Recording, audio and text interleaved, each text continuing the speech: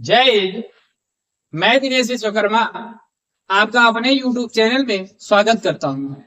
आज हम क्लास 11 का प्रश्नावली 1.2 के कुछ महत्वपूर्ण जानकारियां देखते हैं। उसके बाद प्रश्नों को पढ़ेंगे। सबसे पहले लिखा गया समुच्चय के प्रकार। समुच्चय कितने प्रकार के होते हैं तो उनमें से कुछ भागों को लिखा गया है। सबसे पहले लिखा गया है उप समुच्चय यानी सबसेट क्या होता है। जैसे मान लेते हैं उदाहरण के माध्यम से सबको समझा जाएगा। जैसे मान लेते हैं ए बराबर है ए बी सी और बी बराबर दे दिया गया है ए बी सी और डी। अगर यह दिया गया एक ही उदाहरण से सभी को समझ लिया जाएगा। यह उप समुच्चय बोला जाए जिसको बोलते हैं सबसेट है। अगर ए है और बी है, यदि ए के प्रत्येक अवयव समुच्चय बी में विद्यमान है तो बोलते हैं उप समुच्चय है। जैसे यह ए मान लिए या बी मान लिए। ए में ए है, बी है, सी है, बी में ए है, बी है, सी और डी चार है।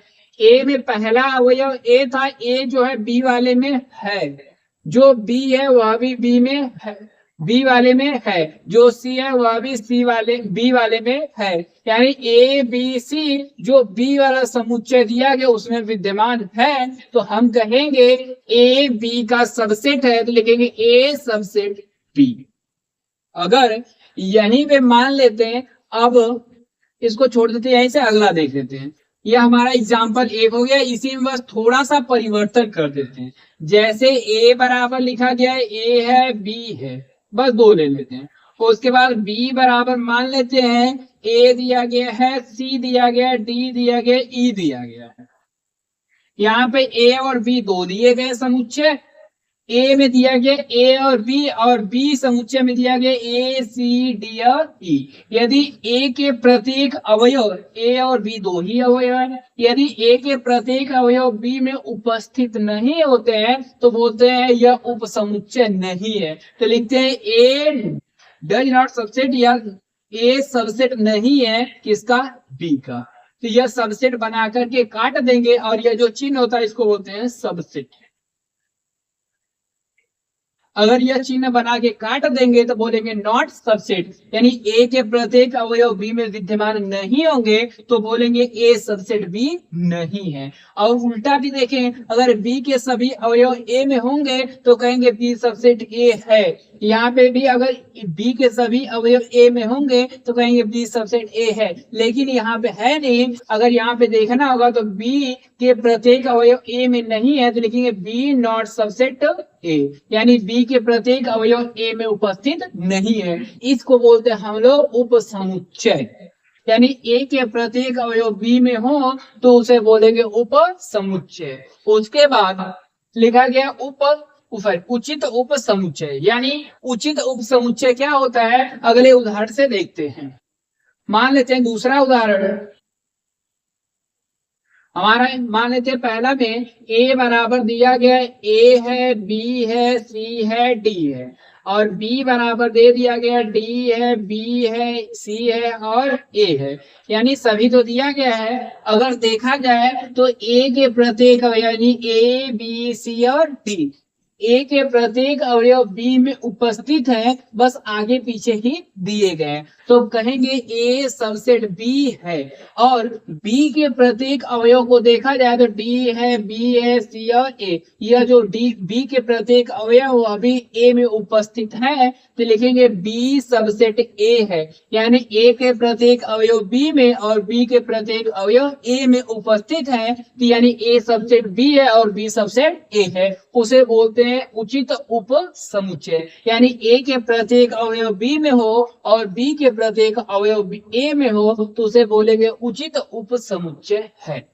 अगला एकल समुच्चय। जिस समुच्चय में अवयव की संख्या केवल एक होगी उसे बोलेंगे एकल समुच्चय। जैसे ए बराबर मान लेते हैं हमारा एक दिया गया है, एक ही को लिख लेते हैं। यह जो हमारा उदाहरण है एक ए बराबर एक मानिए तो केवल अवयव एक है, इसे बोलेंगे एकल समुच्चय। अगर एक अवयव होगा तो उसे बोलेंगे एकल, अगर दो हो जाएगा तो एकल समुच्चय नहीं होगा।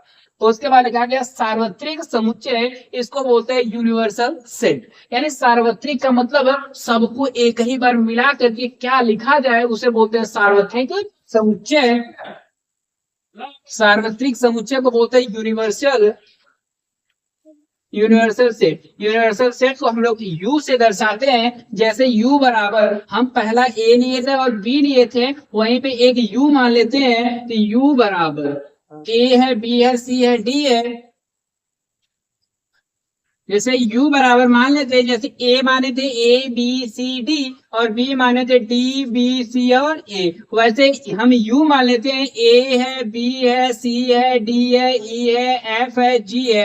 ऐसे मान लेते हैं बहुत सारे दिए गए अवयव हैं, a से लेके f तक माने हैं, और जो a देखा जाए तो a b c d इसी में से निकाला गया होगा, जो b है इसी में से निकाला गया। यानी एक ऐसा समुच्चय जिसमें से प्रत्येक अवयव मौजूद होते हैं उसे बोलते हैं यूनिवर्सल सेट, और हिंदी में बोलते हैं सार्वत्रिक समुच्चय। अब इनको क्वेश्चनों के माध्यम से लगाएंगे तो और आसानी से आप लोग समझ जाएंगे। अब अगला देखते हैं क्या दिया गया हमारा। देखा क्या है,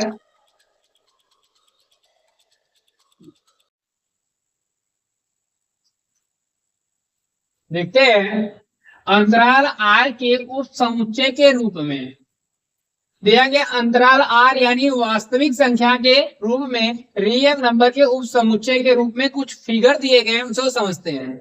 लिखा गया पहला फिगर, ऐसे सीधी रेखा जा रही थी, फिर एक गोला बना दिया गया, फिर रेखा जा रही है, फिर गोला बना दिया, फिर रेखा जा, मतलब यह रेखा जो दी गई है यह रियल नंबर दिया गया है, यानी संख्या रेखा जानते हैं, वह संख्या रेखा के रूप में दिया गया है। और यहाँ पे गोला बनाने क्या उद्देश्य है, यहाँ पे गोला बनाने का क्या उद्देश्य है, यहाँ पे पहले अंक को नाम दिया गया ए, दूसरे अंक को नाम दिया गया है बी। यदि गोला भरा हुआ नहीं है, मतलब खाली गोला है, अगर खाली गोला होगा तो उसके लिए छोटे ब्रैकेट है, अगर खाली तो गोला होगा मतलब यह ए और बी को शामिल नहीं करना है, इसके अंदर जो भी अंक आएंगे उसे शामिल किया जाएगा, लेकिन यह ए और बी को शामिल नहीं करना। अगर शामिल नहीं करना होगा तो उसके लिए हमें प्रयोग करना है छोटे ब्रैकेट का। यानी छोटे ब्रैकेट के अंदर ए और बी लिखा गया है, मतलब इसका यह है कि ए और बी को नहीं लेना है, बाकी ए और बी के अंदर जो भी आएंगे उसे हम शामिल करेंगे। दूसरा लिखा गया है यहाँ पे दोनों गोले को बंद किया गया है, यानी भरा हुआ जब गोला होगा तो मतलब ए और बी दोनों को शामिल करना है आंसर में। जब आंसर में शामिल करना होगा तो उसके लिए हम लोग लगाएंगे बड़ा ब्रैकेट, तो लिखेंगे बड़े ब्रैकेट में ए, और इधर भी शामिल करना है तो बड़े ब्रैकेट के को बंद करके लिखेंगे बी। जब दोनों तरफ का लेना होगा तो दोनों तरफ लगाना होगा बड़ा ब्रैकेट। जब दोनों तरफ में से किसी का मान नहीं लेना होगा तो लगाएंगे छोटा ब्रैकेट। तो तीसरा देखते हैं, एक तरफ भरा हुआ है, एक तरफ खाली है, जिधर भरा हुआ होगा उधर हम लगाएंगे बड़ा ब्रैकेट। इसका मतलब यह है कि जो भरा हुआ है उसका वह आंसर में शामिल है, और जो खाली गोला वह आंसर में शामिल नहीं है। चौथा, पहला खाली या दूसरा भरा हुआ है तो मतलब यह ए को नहीं लेना है आंसर में, लेकिन हमें बी को आंसर में लेना है। जब बी को आंसर में लेना है तो जो आंसर लेना होगा उसके लिए बड़े ब्रैकेट का प्रयोग करेंगे, और जो नहीं लेना होगा उसके लिए हम छोटे ब्रैकेट का प्रयोग कर दें। अब चलते हैं प्रश्नावली के सवालों पर।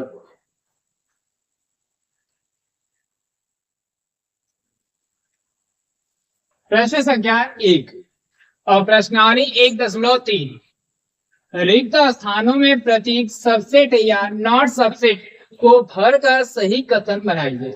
यानी अगर उप समुच्चय है तो उसके लिए सबसेट, अगर उप समुच्चय नहीं है तो उसके लिए नॉट सबसेट भरना है।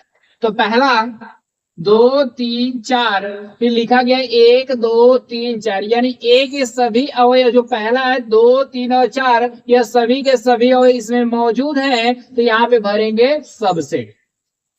यानी ए के प्रत्येक अवयव दूसरे में मिल रहे हैं तो वहां पर होगा सबसेट है। अगर एक भी अवयव बच जाता तो भरेंगे नॉट सबसेट। लिखा गया दूसरे में ए बी और सी, और लिखा गया बी सी डी, यानी ए के प्रत्येक अवयव नहीं, केवल 2 अवयव बी और सी मिल रहे हैं लेकिन ए नहीं है, तो यहाँ पे हो जाएगा हमारा नॉट सबसेट। अगला लिखा गया तीसरा, यस सच दैट एक्स आपके विद्यालय की कक्षा 11 का एक विद्यार्थी है, यानी क्लास 11 का कोई एक विद्यार्थी है। एक्स सच दैट एक्स आपके विद्यालय का एक विद्यार्थी है, यानी जो क्लास 11 का विद्यार्थी है वह आपके विद्यालय के एक विद्यार्थी है। तो ऐसा सही है, तो सही के लिए भरना हमें सबसेट। उसके बाद लिखा गया है एक्स सच दैट एक्स किसी समतल में स्थित एक वृत्त है, यानी कोई समतल है, समतल में स्थित एक वृत्त जिसकी त्रिज्या 1 इकाई है, त्रिज्या हमेशा 1 इकाई। लिखा गया यस सच दैट एक्स एक समान समतल में स्थित वृत्त, यानी एक समान समतल में स्थित वृत्त, सभी वृत्त एक समान है, तो ऐसा जरूरी नहीं कि सबकी त्रिज्या एक ही हो, इसलिए यह हमारा सबसेट नहीं है। उसके बाद यह सच दैट एक्स किसी समतल में स्थित एक त्रिभुज है, यानी कोई समतल में एक त्रिभुज है, और लिखा गया एक्स सच दैट एक्स किसी समतल में स्थित एक आयत है। जो त्रिभुज है वह आयत में नहीं मिलेगा, जब नहीं मिलेगा तो भरेंगे नॉट सबसेट। प्रश्न संख्या 6, यक्स सच दैट एक्स किसी समतल में स्थित समबाहु त्रिभुज है, यानी हमें दिया गया समबाहु त्रिभुज है जिसकी दो भुजाएं बराबर होती है, उसे बोलते हैं समबाहु त्रिभुज। लिखा गया डॉट डॉट, हमें भरना इसमें सबसेट है या not subset. X such that x किसी समतल में स्थित एक त्रिभुज है, यानी समतल में एक त्रिभुज है, वह त्रिभुज किस प्रकार का है या नहीं। अगर हो सकता है वह दो भुजा बराबर भी हो, नहीं भी हो, तो यानी इसकी संभावना इसमें है। यानी जब समबाहु है तो समबाहु में त्रिभुज एक त्रिभुज है, एक ही त्रिभुज दिया गया, यानी एक त्रिभुज है तो अलग अलग तरह के कई त्रिभुज होंगे, तो यहाँ पे भरेंगे सबसेट, यानी समबाहु त्रिभुज इसमें होगा। उसके आगे क्वेश्चन नंबर 8, यह सच दैट एक्स एक सम प्राकृत संख्या है, संख्या तो है वह भी कैसी है, सम है। तो जब सम होगी तो वह 2 हो जाएगा, 4 हो जाएगा, 6 मिलेगा, 8 मिलेगा, 10 मिलेगा, ऐसे बहुत सारे नंबर मिलेंगे, वह भी सम, वह भी प्राकृतिक लेना है। लिखा गया है एक्स सच दैट एक्स एक पूर्णांक है, जब पूर्णांक होगा तो हमारा पूर्णांक में यहाँ से कुछ भी पूर्णांक अपने आप में वह संख्या पूरी होगी। तो जैसे मान लेते हैं यह 1 है, 2 है, 3 है, 4 है, माइनस में 1 आएगा, माइनस में 2 आएगा, ऐसे बहुत सारे नंबर आएंगे। अगर यह सम संख्या को देखा जाए तो यह सभी संख्याएं इसमें मिलेंगे, तो यह बोलेंगे सबसेट है। यानी जो यस सच दैट एक्स एक सम प्राकृतिक संख्या है वह पूर्णांक के अंदर मौजूद होगी, इसलिए यहाँ पे भरेंगे सबसेट। अगर यही नहीं मिलता तो भर देते नॉट सबसेट, लेकिन इसी का उल्टा पूछा जाए तो यह डज नॉट, यह नॉट सबसेट हो जाएगा।